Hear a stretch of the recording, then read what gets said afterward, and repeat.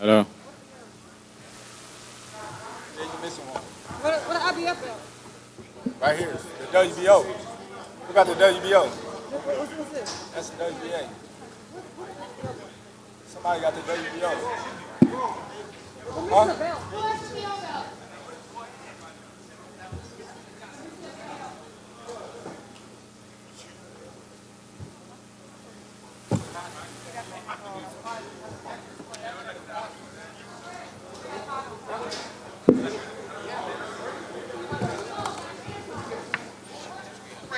Yeah, let me get a water.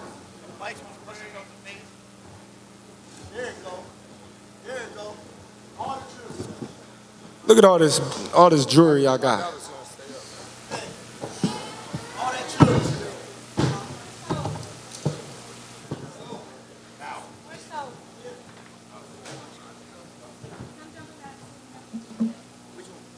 Wayne, give Charles that to me.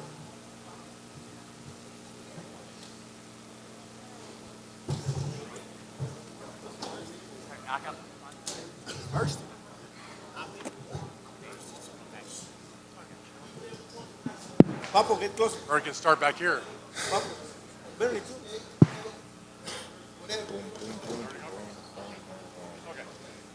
Ready? Hey, Terence, congratulations. Magnificent performance tonight. Seemed like the first 3 rounds you were trying to just figure them out. Was that the game plan and start turning it up maybe in round 4?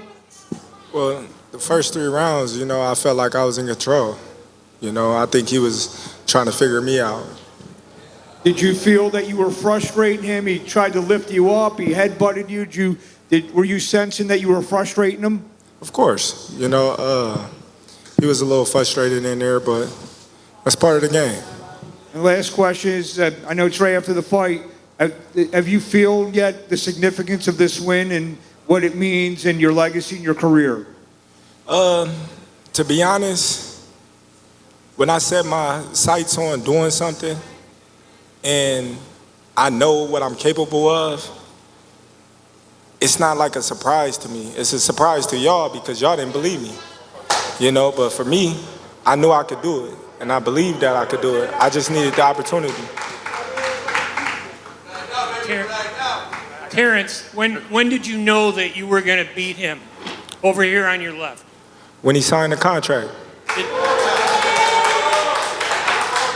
He seemed to focus mostly on body punches, and you were hitting him in the head a lot. Was it your reach that gave you the advantage? It was everything. He wasn't hitting the body or anything. He was hitting my elbow because I was blocking it. But, I think I was the better man tonight. What was that moment where you were pushed aside by the ring and they suspended they called a timeout for a second and then started the fight again in the middle? I think it was the 7th inning. 7th? Well, I got headbutted. I got cut. I got to go get stitches. You didn't see it? No. Oh, yeah. He headbutted me. So I got to go get stitches after this. Hey, bud, straight back, right here. What's up, Dan? Congratulations on the victory. I want to ask you a little bit about the history that you made tonight, and I want your opinion on which means the most to you. You became a 5-division world champion. You became the 3rd of 4-division lineal champion with Mayweather and Pacquiao. You became a 3-time undisputed champion, the first ever in the 2, 3, or 4 belt era. And you became the 2nd undisputed champion in 3 weight classes when there was only 1 champion back in 1938 with Henry Armstrong.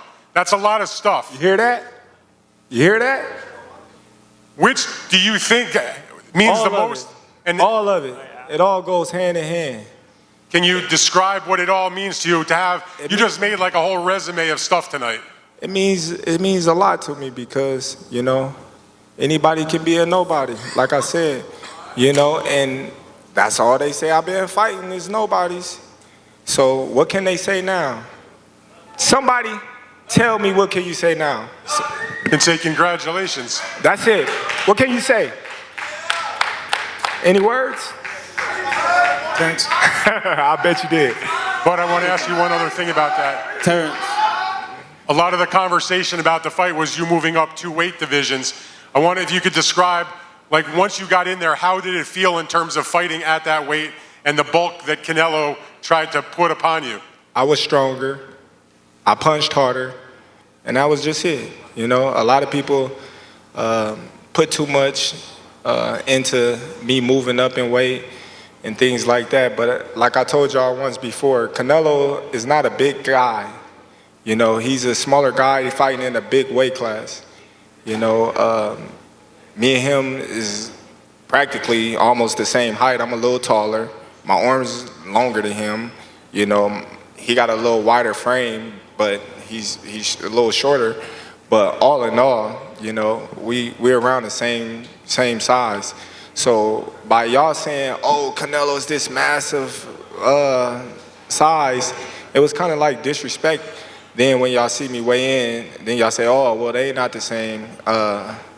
It's not a big difference. All right, and lastly then, what was his power like? Have you been hit by anybody that strong before?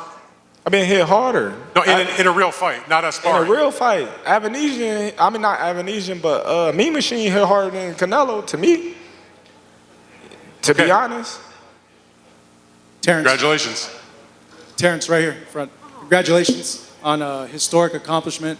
Would you consider this your signature win of your career, or is there another win that means more to you?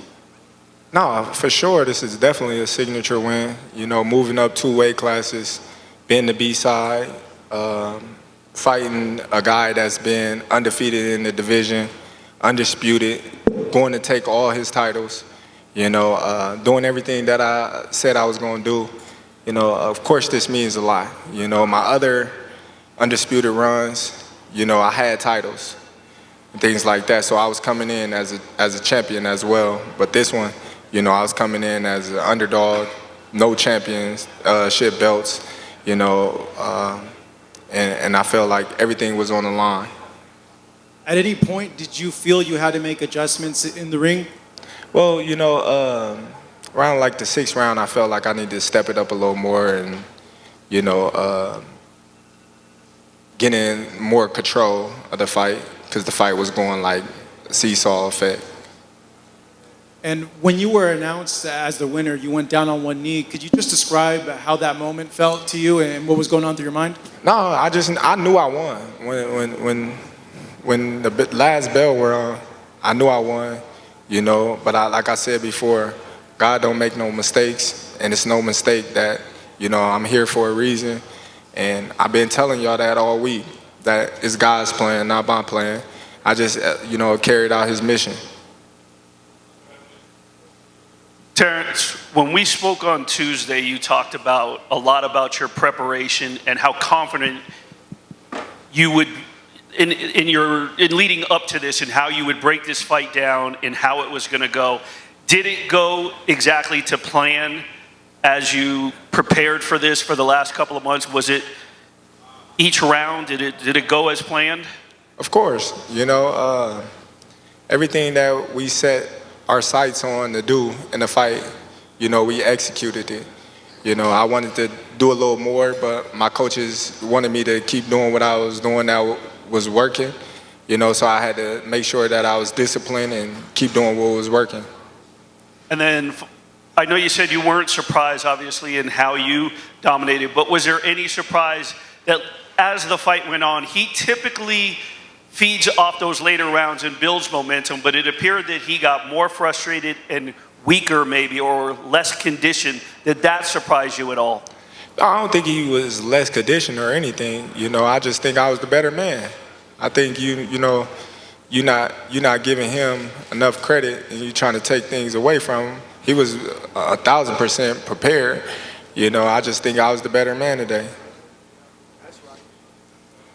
But so much goes on behind the scenes that we never get to see. The long nights, the preparation, sticking with the same team through adversity and many years of preparation. When you look into the faces of your team after achieving this win, how do you feel looking at all these people that have helped you carry yourself to success? Oh, I feel great. You know, because they been doubted just like me. You know, when people doubt me, they doubt my team. They think my team can't, take me to where I want to go because they don't have the recognition of being in a big city and have this big following. But, a lot of great fighters coming through our stable, and, they paving the way, for the next generation. And, I'm the forefront, and we ain't doing nothing but making history. Terence, was this fight about proving them all wrong or proving yourself right? Both. Prove the doubters wrong and prove myself right. Like I said, it's a lot of disappointed people, going home tonight. And some of them gonna cry, like I said, but it's part of the sport. And lastly, I asked you at the press conference the other day, what was your definition of greatness? It came full circle for you by claiming the throne. Now, what is your definition of greatness to you? You're looking at him. Congratulations. The whole team. Terence, congratulations on your victory. With the way you beat Canelo tonight, Spence a couple of years ago, everyone is going to start making comparisons with your legacy to Floyd Mayweather. How do you feel you compare with Floyd with the resume you have now? Listen, Floyd was the greatest in his era. I'm the greatest in my era. It ain't no need to compare me to Floyd or Floyd to me. You talk the talk and you sure walk the walk. Your confidence and aura is on another level. Could we see a run as a light heavyweight? Nah, we ain't going out that much. Now, would you consider going back down to 154 and face Jaron Ennis, the guy who prepared Canelo Alvarez for this fight? No, I ain't going down 154.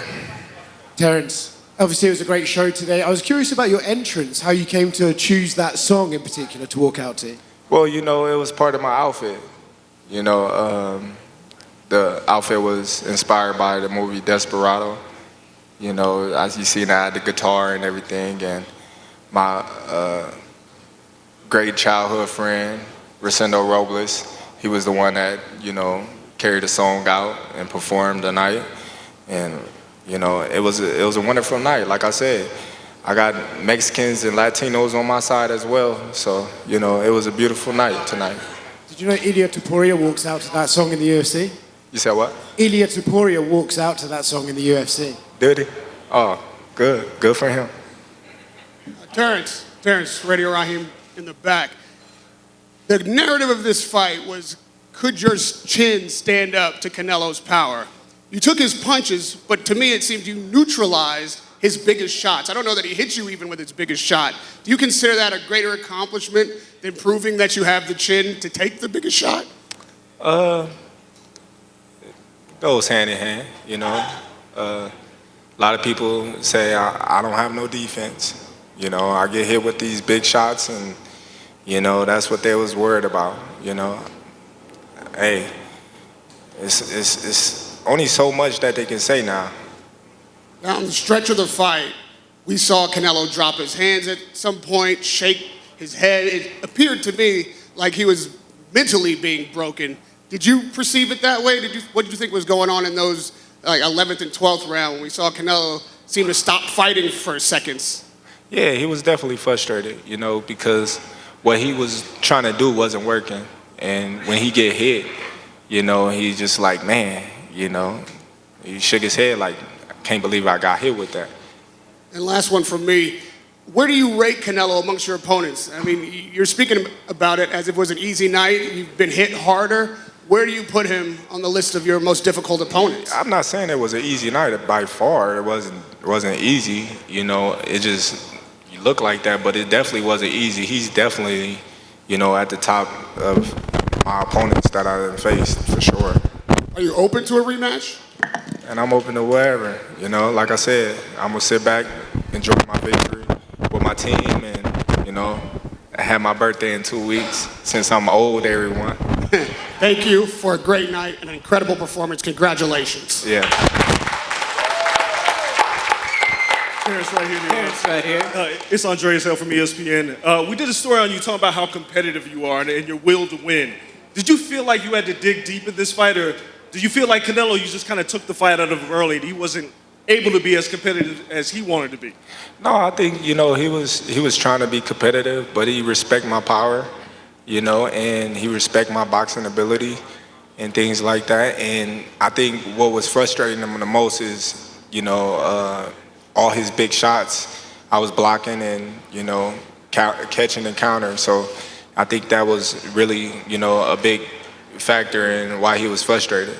I think you said a lot, but when you're going to say, I told you so, and you wanted to relish the victory, it's now at the time to tell everybody, once again, I told you so. Oh, well, they know. The ones that doubted me, they know. I don't have to say I told you so or rub it in their face. They know and they see it. And this is right here is I told you so. Right here. Terence down in the middle. Terence right here. Terence right here. Terence right here in the middle. Max Kellerman called you the GOAT of this era in the post-fight. After everything you've been through, man, what was like hearing those words? Hey, listen, like I said, the great things come to those who wait. The cream always rise to the top. All the time that they blocked me out, they said I wasn't fighting nobody, I can't beat this dude, I can't beat that dude. Every time that I got a chance, I wiped the floor with them. So just imagine where I would have been at today if I had got them opportunities a long time ago. But then again, it wasn't my time. My time is now, and I'm happy that everything played out the way it did. And you're looking at the undisputed champion of the world right now. Terence, William King, Omaha, Nebraska. I got a question for your coach. William King, right here. Tall, dark, and handsome, right here. You know it. Man, I'm so proud of you today, right now, and your team. I'm just watching. Which coach? I got 3 coaches up here, Bill. To your left. The one I always be always talking smack. But but I saw your son and my great nephew yesterday, a couple days ago. Yeah. They got interviewed by Fight Hub TV, and they predicted you was going to win. But they were so proud of you, those young fighters. What does it mean to you when you go back to the gym on Monday? As far as your coaches and your coaching team, what does that mean when you go back to your gym? So that's for Bud or for me? For all of y'all. I want to hear from all of you gentlemen. Because right now, when I see Muhammad Ali, I'm going to see Terence Crawford in the future. Because right now, this is bigger. So you said Bud's son? You seen Bud's son? I saw Bud's son and my great-nephew Reno speaking, predicting that his dad and his surrogate father are going to win. What does that mean to you when you go back to the gym? Because those young men and young women look so much up to you, so much up to your team. Well, to me, it's just like I'm saying, it's how the man live. He a great father. You understand? He raises kids up in the way they should go, and they see his commitment to them and to his craft day in and day out. So they was confident in his victory. For me, it's like full circle.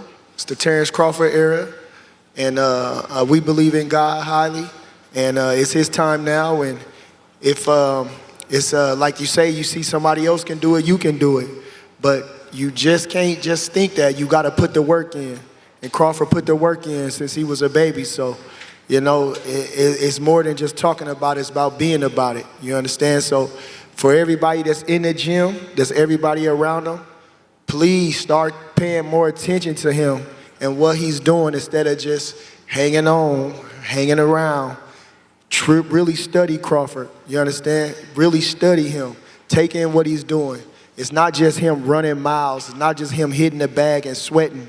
He's focusing, he's studying, he's really honing his craft. So that's what I would say with taking in that. So it's not just when you see him, you can do it, but you got to put the work in too.